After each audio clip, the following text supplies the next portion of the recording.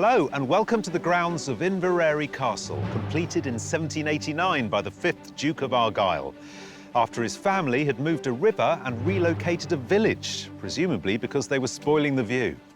Today, 8 intrepid artists will interpret these fairy tale turrets in everything from oils, acrylic, magazines, even an old-fashioned typewriter. I'm sure they will move mountains to get through to the next round. Welcome to Sky Arts Landscape Artist of the Year.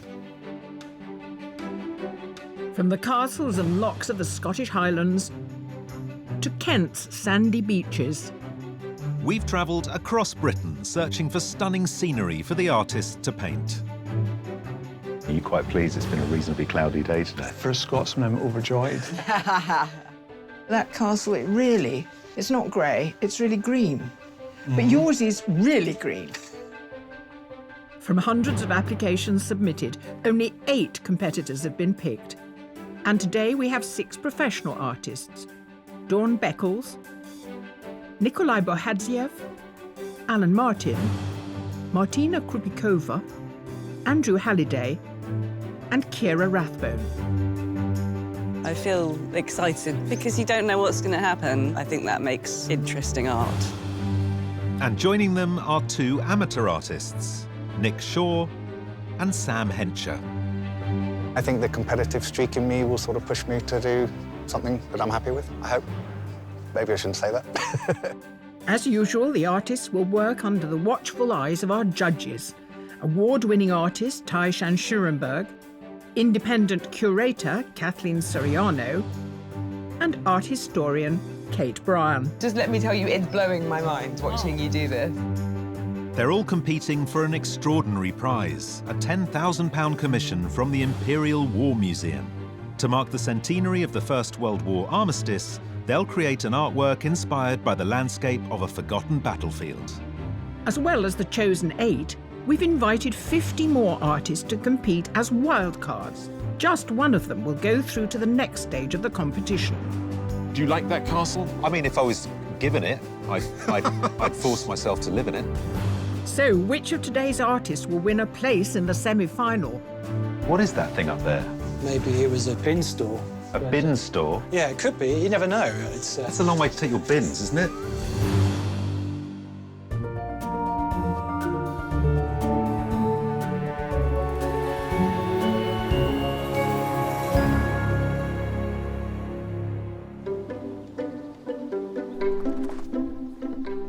Before the challenge begins, the artists settle into what will be their studio for the day. Water jug. That's what I use. It's my daughter's. I love my little box, but I just love keeping all my pencils in there. I mean, look at that. Oh, it's so lovely. I just love that.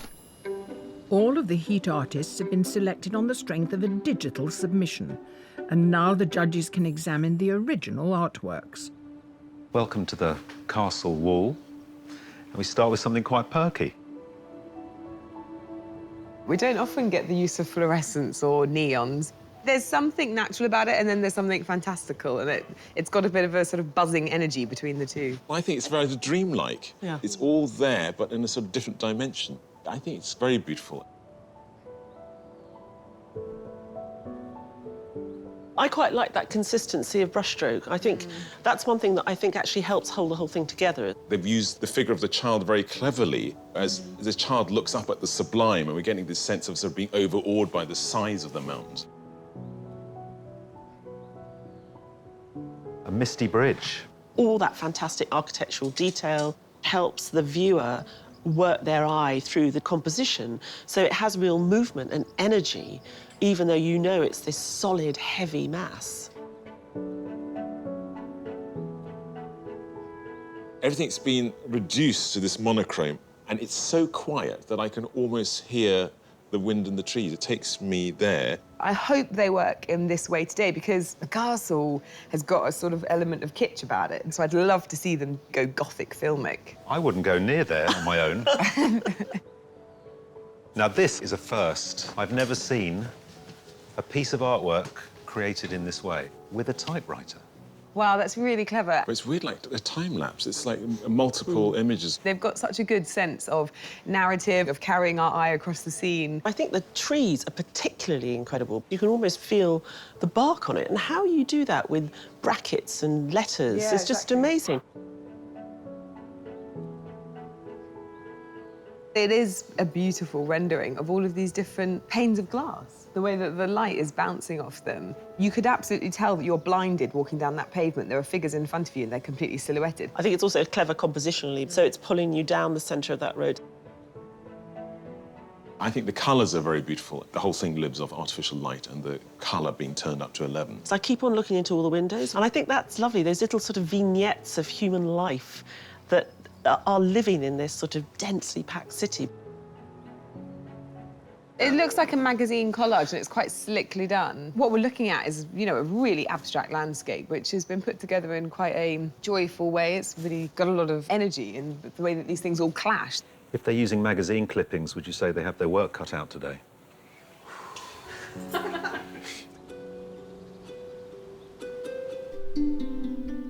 I'm very competitive, yeah. If I go for something, I really go for it, yeah. I was thinking about how I should prepare. That's how I've prepared. I've never actually stood outside with a paintbrush yet. Artists, it's the moment you've been waiting for. Your challenge is about to begin. You have 4 hours to complete your landscape, and your time starts now. Good luck. Our artists are approaching their compositions with a range of media, whether a traditional palette of watercolour, a more adventurous application of collage, or a rather inventive use of type.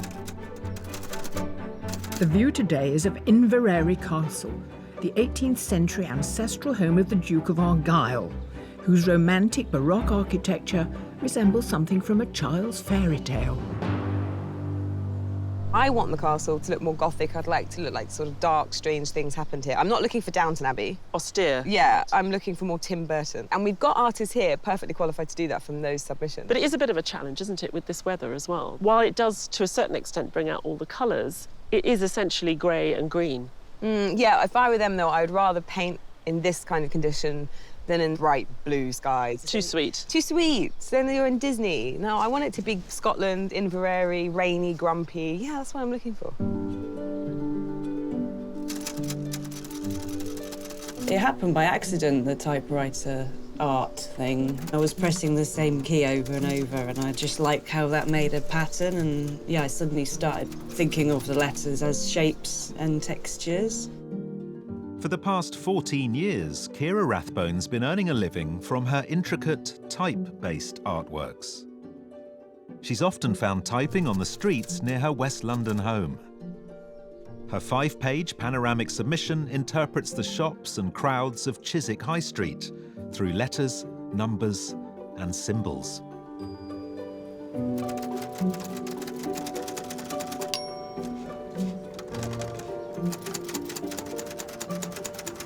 Quite noisy, isn't it, over here? Sorry. Well, I mean, you're hammering away there. that. We're here in the Scottish countryside. Everyone's painting. Disturbing the peace. Feels like a typing pool has moved in next door.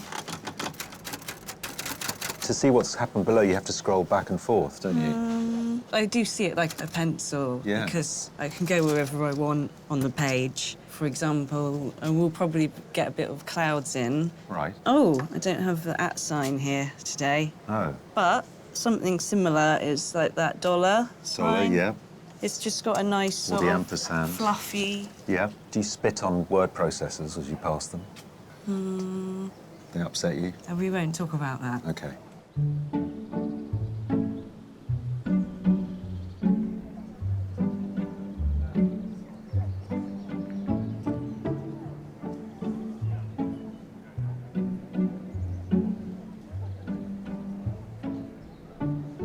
If you look here, there's a lot of tones of greens, and that's what I usually translate into the monochromatic paintings anyway. I probably won't go for colourful rose gardens.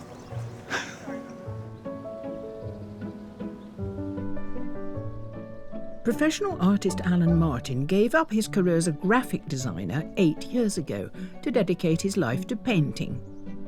He painted his submission with his signature monochrome palette, including disparate elements from a forest scene in Norfolk to create his own imaginary landscape. And you're putting black on, and your submission was monochrome. Yes, as it's quite a grey day, and it's Scotland, I think the dark mood suits. I see you taking some pictures. Yeah. What is your composition? What I think I'm going to try and do is trying to allude to something where there has a presence of having been lived in, people around, and actually the watchtower on the hill. Ah, so everything will come from here, but it won't be one view, as it were. No, I'm sort of shifting the landscape. I'll let you get on with it. I'm very intrigued. Thank you very much. Settling into their spot on the eastern side of the castle grounds are 50 wildcards who've come from far and wide. I'm Elaine, and I've come from Dorset-Wiltshire borders near Stonehenge. So quite a way. One of our wildcards has even gone to great lengths to make it on time. Do you live around here? No, from Northampton originally. Northampton? Yes, yeah. It's a long way. Yeah, we flew actually in a You helicopter. flew in a helicopter? Yeah, my dad's a helicopter pilot. This is not one of our chairs. No, this is an office chair. Did that come in the helicopter? It did, yeah. Did that table come in the helicopter? All of this came in the helicopter. That came in the helicopter? Yeah. Your lunchbox? Yeah. The brown banana? The brown banana. Today, they're taking on a different view on the banks of the River Erie. Do you paint regularly? Every day. Yeah, I finished my master's yesterday. So this is my, freedom. What does it feel like planning to have a life as an artist? Penniless? Well, actually, with landscape painting, it keeps you travelling. You're kind of assured of a life of exploration and adventure. Sounds pretty good to me. Yeah, quite fun. I've left it a bit late. No. The artist who most impresses the judges will then compete with the wildcard winners from the other heats for a place in the semi-final. Listen, I live in central London. Are you able to give me a lift back? Yeah, well, yeah, we could do. We've got a bit of space. Otherwise, it's a right faff yeah. to go to Glasgow and then Heathrow.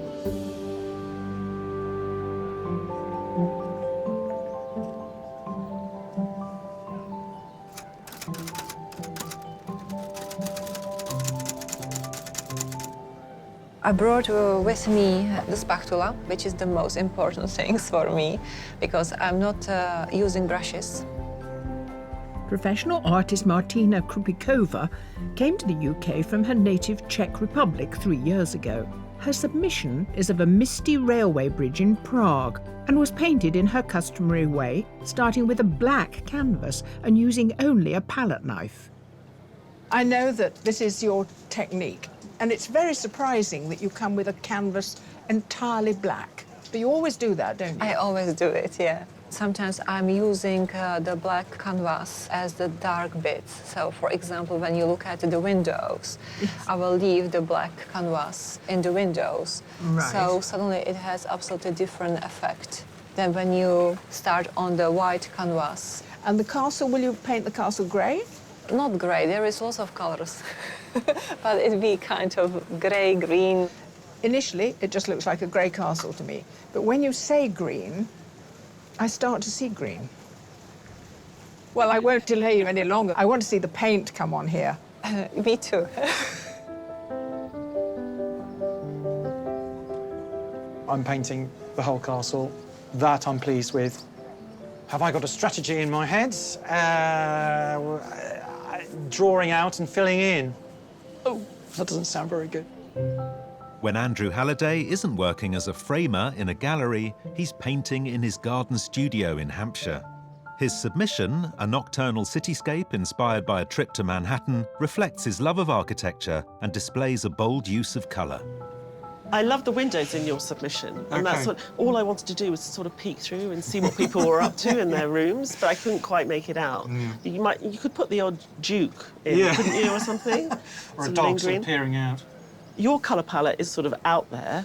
It works very well in Manhattan. Are we going to see that same colour palette today in Inverarray? There is a hell of a lot of green. Well, I'm looking at the building. There's green in the building. There's a lot of green in that, exactly. But you started in purple, so that's a good start.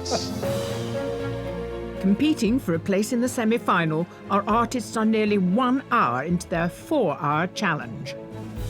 I'm feeling like I need to do a lot more. but I'm liking the looseness of it. I just don't want to overdo it. Creating the atmosphere is more important than creating details. Yeah, monochrome is actually definitely the way for me to go today. It's going to be quite a green picture. I'm almost petrified with this one. What am I going to do? Here at Inverarary Castle in Argyll, our 8 artists are halfway through their 4-art challenge to paint this dramatic historic building. But the low cloud is causing rather a flat light. I would like to have seen a bit of shadow on Inverarary Castle, but I've painted on very grey days, and that's part of the challenge, if you can still capture it. Monet did it, but, well, Monet painted in the snow, didn't he? So there we go.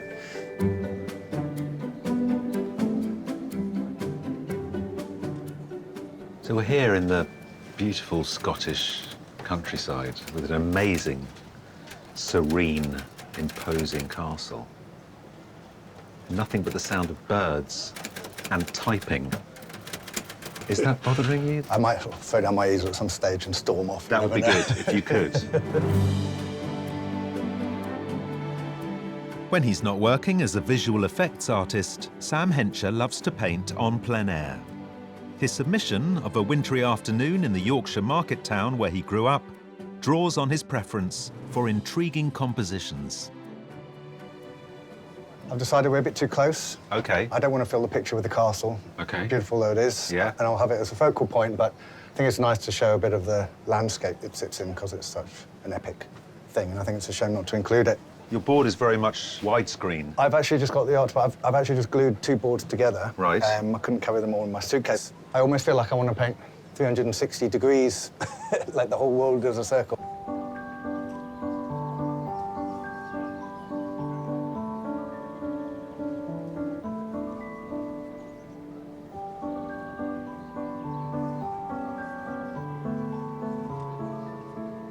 So, Ty, we've plugged our artists down. Are you going to tell me later, when they paint a castle, that you're disappointed they just did the obvious thing? You're really good at this. That's exactly what's crossed my mind. It's such a monumental structure. If you ask a kid to draw a castle, this is exactly what they come up with. Yeah. You've got to make something other than this symmetrical sort of monolith. You've got to do something with it. A few of our artists, although they know it's a landscape competition, complain there's too much green. Now we give them a castle that's also green. You know what I mean? Right. The gardens are green, the trees are green, the mountains in the background are green. The light is quite flat. They've got to think outside the box.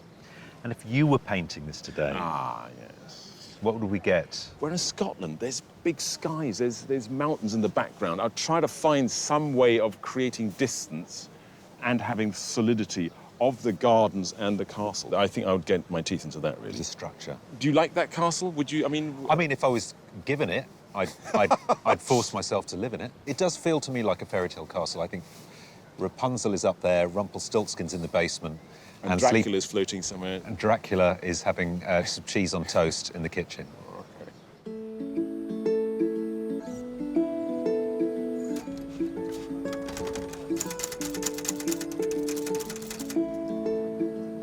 I have lots of landscape from my imagination, but working from nature is a great challenge, always. Unfortunately, I'm a perfectionist, and that maybe is not good, but I like to be perfect. So.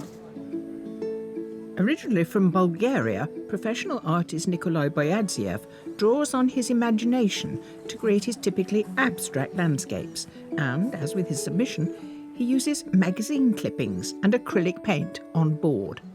The juxtapositions are very, very important. Yes, it is. And you're working at speed here today, which makes you nervous. Nervous because I don't have time to reposition lots of these elements, but I'm quite happy at the moment. You're enjoying it? Yes. Speed. Yeah. Speed collaging. Speed collaging is... Well, marvellous. I better let you carry on with your speed collaging. Yes, I have You have a lot time. to do. Yes. OK, well done. Thank you very much. Thank you.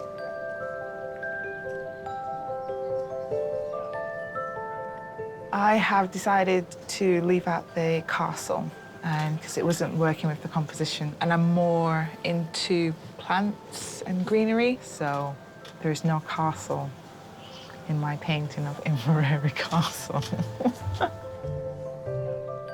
After teaching herself to paint 7 years ago, Dawn Beckles now has a studio in London and is earning a living from her art. Her submission fuses her customary neon colour palette with her preferred subject matter of lush foliage and vegetation. When you step up, does the world look rather sort of drab after you've been painting? Yeah, it does. It's quite funny. I have to blink a couple of times to get my eyes to kind of acclimatise back to normality. I like neon. It gives it a certain sort of glow. Now, what was interesting about your submission, we thought it was a bit like a dreamlike painting.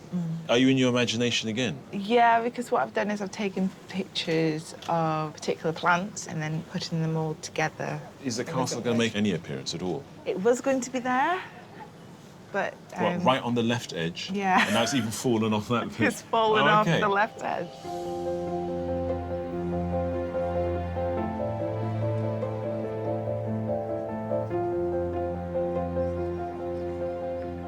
So what are your priorities then? What are you saying, I absolutely have got to do this before the time's up? I don't know where to begin. There's so much. The blue mountains or the blue hills, it's very atmospheric. It gives a sort of magical quality. Well, there's a magical quality to the scene, isn't there? So I thought, well, I'll give it a go and we'll see if I can pull it off. It's a lot to bite off. Amateur artist Nick Shaw lives in Cumbria and spends his day driving around the Lake District as a supermarket delivery driver. His submission was inspired by a hiking trip with his 11-year-old daughter, included in the composition, and was painted with his signature blue background. Does your day job get you to places that can inspire your painting? Yeah, I quite often find myself in all sorts of unusual nooks and crannies in Cumbria. So are you stopping every 6 seconds to take photos? Or yes, I am. Whip out the canvas. Shh, don't tell anybody. In their riverside setting, our 50 wildcard artists are making good progress. One thing that I think is really interesting today is the very stark contrast of views. They can face this way and see this quite Disney sand castle shape, or they can go that way and they've got mountains, they've got the bridge. Being a wild card is absolutely fantastic. I just don't normally paint outside surrounded by people, so it's a challenge, but it's truly great. So glad I did it. A change in the weather has brought a light drizzle, but little can dampen the spirits of these artists. Well, you have certainly come well equipped. Certainly have. Most of it's lunch, actually. Where's lunch? Lunch is in a big box under there. Wine? Yes, actually. You've got wine? Will it make a difference to the painting? Absolutely. Yes. Coffee in the morning, wine at lunchtime. Excellent. I agree with that. Yeah, are your paintings getting washed away by the elements? No, I think this tree is managing to kind of save that happening. You use quite strong colours. I'm a townie. I see lots of greys. Can you talk? I don't see any grey. You don't see any grey. Talk me through the colours. What are you seeing? I see purples and greens, and there's flashes of bright blue. There's purple everywhere. Okay. Our 8 artists are now reaching the halfway point of the challenge, with 2 hours left to complete their landscapes. Everything is under the control. In 1 hour, when you ask me again, let's see if I be panicking or not. It's quite nice because there's some people milling around now, so I just want them to kind of come into it as well. And they give the picture some bit of life.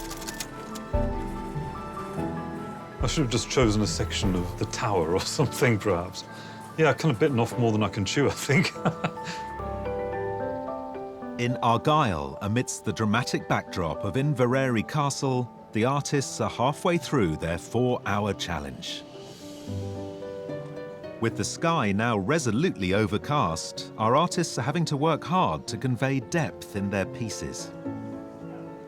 Usually the light is the thing that catches your attention. I don't really have that, so now it's about taking my time and making some strong decisions about where I put in shadows, where I put in highlights. So I think actually I've done the easy bit, now it's the hard bit. Well, judges, halfway time. What overall impression have you found so far?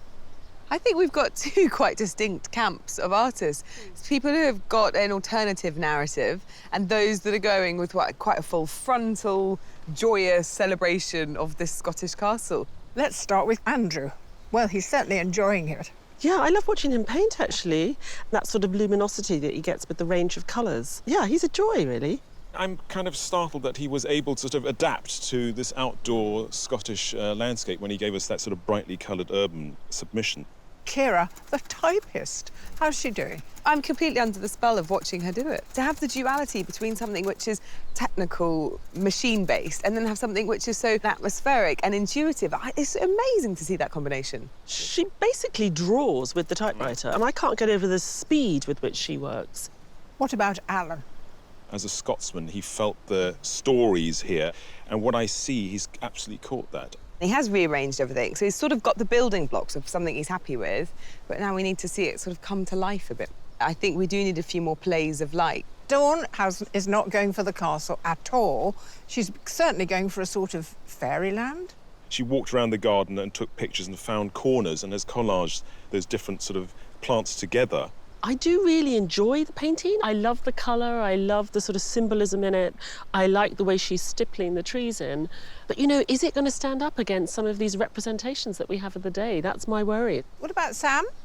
He's just done a wonderful bit of landscape painting. It's just loose, it's full of life. The castle doesn't dominate, it isn't overpainted, so there's a light coming from it. I think he's doing very well. By increasing the size could also be the downfall if he doesn't have enough time. It's all got to blend together to be really harmonious.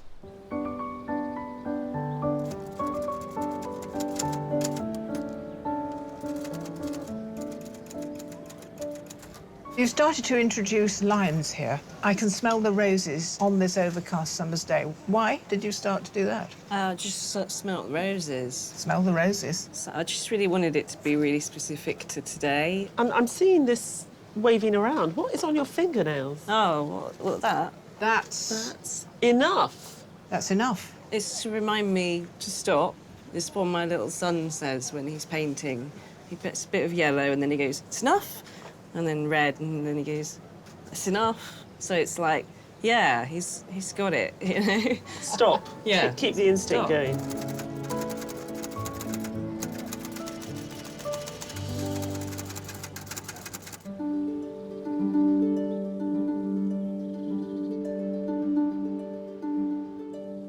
Inverarary Castle is steeped in history and has welcomed many famous guests throughout the centuries. Notably in 1875, when Queen Victoria came to visit, following the marriage of her daughter Louise to the Marquis of Lorne, the son of the 8th Duke of Argyll. Princess Louise was Victoria and Albert's 4th daughter and was known to be the most beautiful, but also the most determined. I think to persuade your mother that you're not going to marry into the European royal family was already quite impressive. The Marquis of Lorne and Princess Louise caused huge drama because he was a commoner, even though he was going to be the Duke of Argyll. Louise had also persuaded her mother to allow her to attend art school and was the first princess to ever attend a public institution. She actually involved herself with some of the artists of the day. So she surrounded herself with people who were part of the new aesthetic movement. They were rejecting the morality of the Victorian period. It must have been very unusual for her fellow students. I think they rather thought that she'd be off doing fanciful things and were surprised that she was as committed as she was. While it isn't uncommon for royals to paint, Louise was a talented sculptress, and her statue of Edward the Black Prince takes pride of place in the castle's 20-metre-high Armoury Hall. The Black Prince is actually an indication of how close she was and how influenced she was by the pre-Raphaelite Brotherhood and also by the aesthetic movement. That also says something about her character, the fact that she wanted to work with this material that more often than not was associated with male artists. An early supporter of women's rights and education, Princess Louise is now a great favourite with today's family. At the time when you were told what to do and you were meant to be, I think, sewing quietly in the corner, Princess Louise decided that girls should be educated regardless of their background. She did seem to cover a lot of things that girls of those days, I think, wouldn't have even dreamed of doing. She was definitely fighting for fights for women.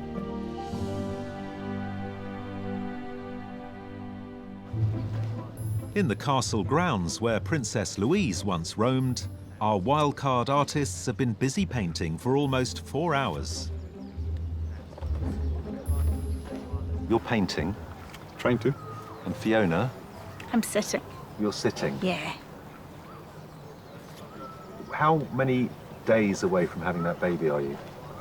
10. 10 days. I think you need to paint a bit more quickly. Yeah, exactly. You paint yourself? No. I'm a sitter. You're a sitter? Yeah. Do you paint Fiona a lot? I don't. I'm not brave enough. You're not brave enough? Why? No, exactly. You're worried I about the feel- reaction? Yeah, exactly.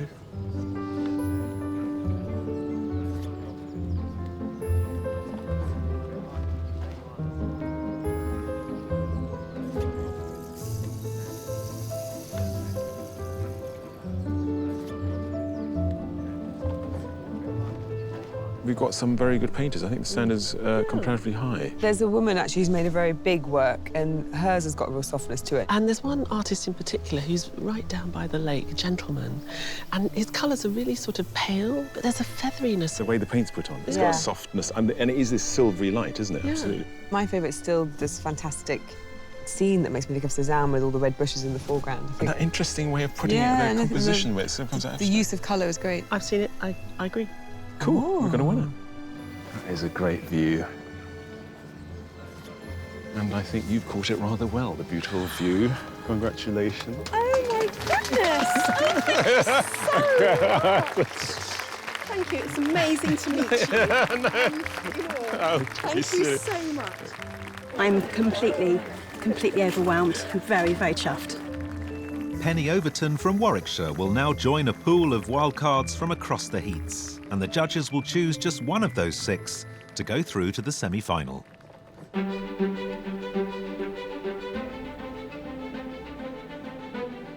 Are you quite pleased? It's been a reasonably cloudy day today. For a Scotsman, I'm overjoyed. The natural You're environment. allergic to the sunshine. Don't give me I blue am. skies. Don't I give me am. blue skies. No, I'm totally. I'm trying to tell a moody story. With the light unchanged as we approach the end of the 3rd hour, our artists have chosen to interpret the colours in front of them in different ways. It looks like the day will stay great. There's still elements in here where it has got very powerful, colourful accents. I think ultimately for me, I want it to be a beautiful painting, and I don't care that much about if it doesn't look exactly like it, as long as it gives a feeling. Very dare you.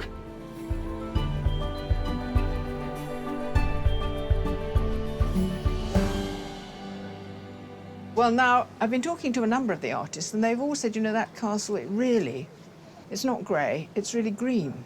But yours is really green. Yes, and exactly, and I wanted to just make it fun in this light, yeah, to try and make it a bit brighter. Maybe I'm making it too bright? Well... No, but you go for bright. I love colour, I adore it. I'm sort of fixated by it when it sort of goes on. Now, is the time limit a problem for you? Because you do move very fast. Yeah. So presumably Yeah. you're Yeah. okay. You're okay. Well, towards the end, I might be moving on the really big brushes. I didn't bring a decorator's brush. I don't think it's going to get that bad.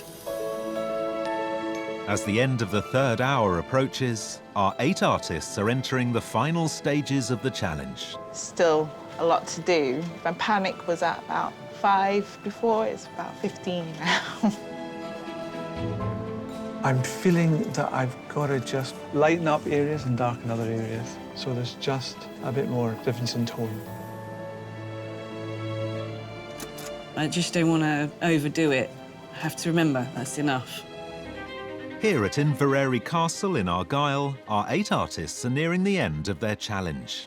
Absolutely pressurised for time. It's very, very unusual for me to be even at this stage 4 hours in. I'd be at this stage 2nd day maybe sometimes. There's things that I know are right about it and things that I know are wrong about it, and I think I know what I've got to do to fix them. I'm very stressed and anxious. So much to do in so little time. Artists, you have 5 minutes left. 5 minutes left. We're just in the final moments. The worries will hit me later, definitely. I'm just in the moment. To be honest, I'm a little bit stressed. I'm just trying to switch off from everything. There's still some challenges here, but, you know, wow, I've got to keep on. I've got to keep on. Nervous. I am feeling very nervous because not many minutes left. Artists, you have 1 minute left. 1 minute. I don't think I'm going to finish it. There's not enough time. I'll need another 3 weeks. I would do. Artists, your time is up. Please put down your tools and step away from your work. Well done. Well done. Congratulations. Our 8 artists have done all they can. It's time to hear what the judges think. This isn't just a great piece because we know it's made with a typewriter. Her composition is very intelligent. It's just got so much intrigue and it's got a real sense of a living landscape. What's most impressive is the vegetation. How do you make vegetation, which is kind of an abstract, sort of organic thing, with typewritten sort of symbols? Alan made a genius decision not to depict the castle. And what he's come up with is, you know, a really unusual way of showing us landscape. Utterly devoid of colour, sense of time of day, place, and it's still so evocative. But it's also really real. These slightly paler trees at the front and the way in which the light is coming through the trees in the background, he gives you that sense of perspective by doing that. I think it's one of those paintings that you can spend quite a long time with. Sam's landscape today is just a perfect slice of the Scottish day I've just experienced. I think the composition is sublime. The subject matter is still there, but it's not dominating. There's a real richness, and you've got this elegant combination of almost abstraction but real detail. So somehow it's got this impressionistic feel to it and an energy. The composition's good. I think it's interesting that she put the castle tucked away to the right and, you know, it's almost like the landscape's taking over. It was a very pretty castle with lots of pretty flowers and I think the palette knife doesn't help. I would like to have seen all this blended in a bit more. It's got that immense luminosity coming from inside the painting. What I liked about Submission was the bits that weren't right. There was a strangeness. Having said that, the mystery that she finds and looks for, I mean, she's achieved getting that, absolutely. The way that the paint dances on the surface here just gives it such a really vivid quality, you know, these sort of lovely, beautiful, vibrant plants in the summer, and he's captured all of that with so little. It's really evocative. The whole thing is joyful, and the colours are turned up to 11, and it's taken the castle as it was found, straight on, and it works in its own way. I'm pleased that Nick had enough time to give us some of that lovely, swirling, expressionistic paint that we saw in the submission. It works really well on the mountain. He's given us a literal view of it. OK, this is completely bonkers. I'm going to give you Magical Kingdom with Blue Mountain in the background. And in that way, I think it works. I just feel I'm in this sort of other magical kingdom. I was hoping that the collage would become more abstracted, like his submission, and less literal. But it's a great piece. This has got depth and richness and texture. The judges can only put one artist through to the semi-final. And to narrow the choice, they'll first whittle it down to a shortlist of 3. I think the artists that have worked with a more subdued colour palette have been a bit more successful overall. If you think about something like this and those two at the end there. That one's a great piece of painting. It gave us the atmosphere of today. This one's great. Absolutely. Taking this one. Yeah, but that one's also, I mean, that one really, I mean, it's grabbed me. So on that basis, you could argue that you'd have these and this one. Artists, thank you so much for joining us here at Inverarary Castle. It's been a pleasure to watch you work. However, we've reached the moment when we reveal the 3 artists shortlisted by the judges for today's heat. The first artist to be selected is Ciara Rathbone.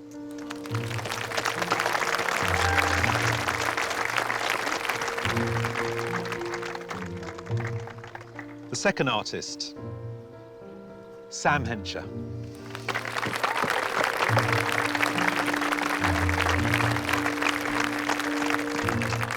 And the third artist to be shortlisted is Alan Martin.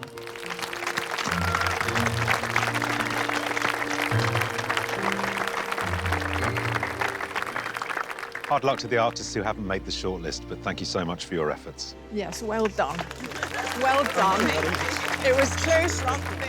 It would have been nice to have gone through, to the next stage. It's been a fantastic experience today to do a big painting, complete the painting, which was marvellous. So I thoroughly enjoyed it. It's been brilliant. Taking into account both the submission and today's paintings, the judges must now decide who will go through to the semi-final. They are as divergent as you could possibly get, given the spread of the artist today. Kira manages to capture all of human life going backwards and forwards. And you can see it here in Chiswick High Street. She did exactly the same. You know, she's very good at creating these sort of organic forms with the numbers and the letters and the symbols. Kira's found a way of reproducing the castle in a very sort of new way. We get a sense of the place, we get the sense of the mountain behind it, and we get the sense of the day as well. She's made it sort of living, breathing, the incorporation of the flowers, the people, the text. It feels like a real vibrant place. You know, what was interesting about Sam, I think his submission is about light and it captures it absolutely perfectly, but his palette is very subdued.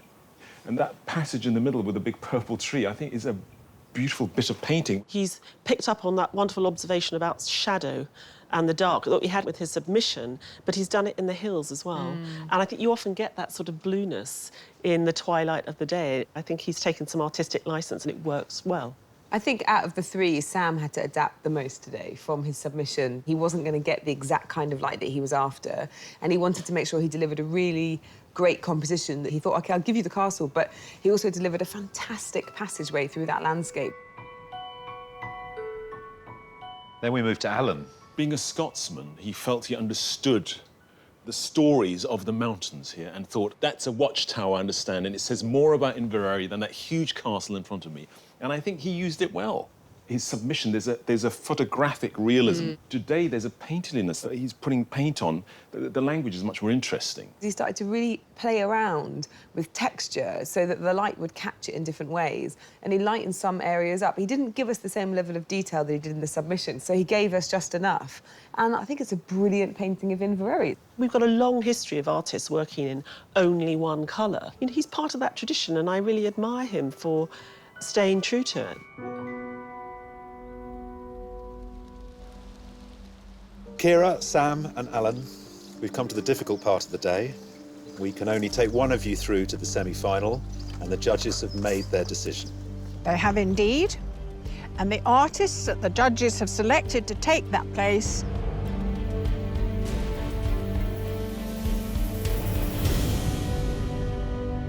is Alan Martin.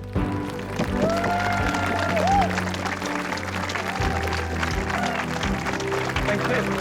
Congratulations. Well done, well done. Alan found a way of recreating the landscape around us and the weather around us without being literal. You were immediately transported to this landscape and you weren't actually aware of the lack of colour. I really like the way he uses light. He puts down the brush strokes in all these opposing manners. So actually what happens is all those different blacks really start to play and sit against each other, which I think is wonderful. And I'd like to see what more he can do. Pleasantly shocked. I shall call my wife and daughters and tell them how the day went and have a beer at the same time.